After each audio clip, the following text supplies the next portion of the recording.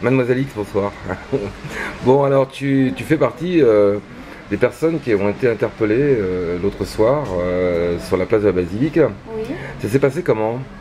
Ça s'est passé comment?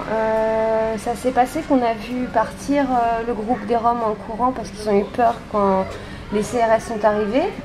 Du coup, on est parti une vingtaine en se disant qu'on allait les suivre au cas où il y avait un souci. Et en fait, au final, on s'est fait encercler par... oui, ça j'ai vu, j'étais là. Je sais pas, une soixantaine au moins de CRS. Plus que ça, oui. Même me semble plus, mais j'ai pas trop le nombre. Mais du coup, je sais pas, j'ai pas de notion de temps, de combien de temps on est resté à scander des slogans. Pour le droit au logement, pour le droit, voilà.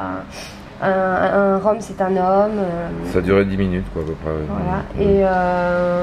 Et au bout de ces 10 minutes, on s'est fait pousser plus ou moins violemment dans un bus qui venait de se stationner juste en face de nous. D'ailleurs, on a été 23 du coup à monter dans ce bus. Par force. Par force. Moi, je me suis un peu plus. Il me faisait j'avais mon bras droit maintenu par. Les soutiens s'étaient mis en fait en chaîne. J'avais mon bras droit qui était maintenu par une autre personne qui faisait la chaîne avec moi. Et pendant ce temps-là, il y avait le CRS qui tentait de me faire une clé de bras sur mon bras gauche.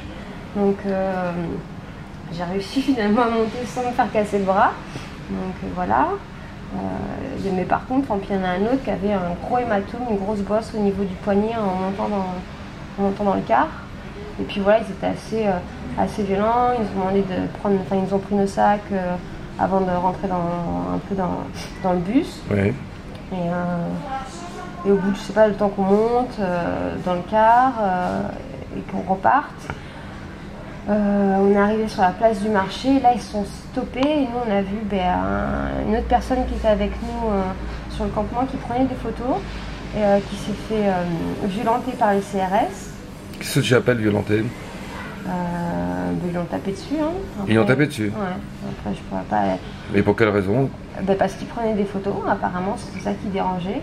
Et du coup, ils l'ont vraiment violenté pour le faire monter dans le car. Nous, quand on l'a vu arriver, il s'est retrouvé allongé par terre. Et pendant bien 5-10 minutes, il est resté inerte. Heureusement que parmi nous, il y avait une infirmière qui a pu constater un peu son état. Et puis tout de suite, on avait la chance d'avoir encore des portables sur nous. Donc on a appelé les pompiers pour leur dire qu'on était embarqués dans un commissariat, on ne sait pas où, mais que parmi l'un d'entre nous, il y avait quelqu'un de décédé. Qui ne se sentait pas bien. Donc voilà. Alors comment c'est passé au commissariat alors? Il y a eu oui. Déjà avant d'arriver au commissariat, ça a duré un bon bout de temps parce qu'on ne savait pas où on allait. On a un peu visité tout le 93. Hein. Oui. En plus, on était encadré, le car était encadré de 4 voitures de flics devant nous et derrière nous. On a l'impression d'être un peu des dangereux criminels.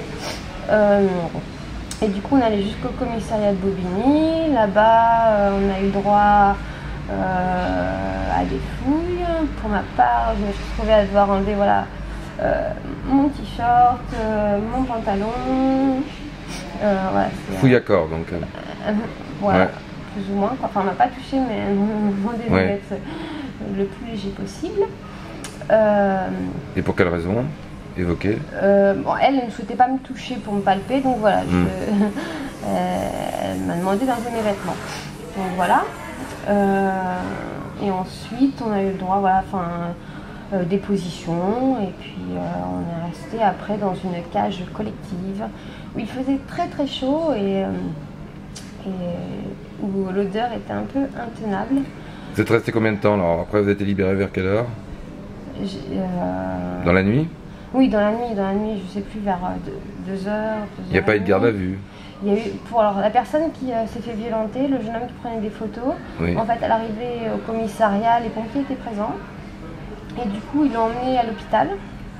Et nous, on a appris en sortant, en fait, qu'il allait faire de la garde à vue.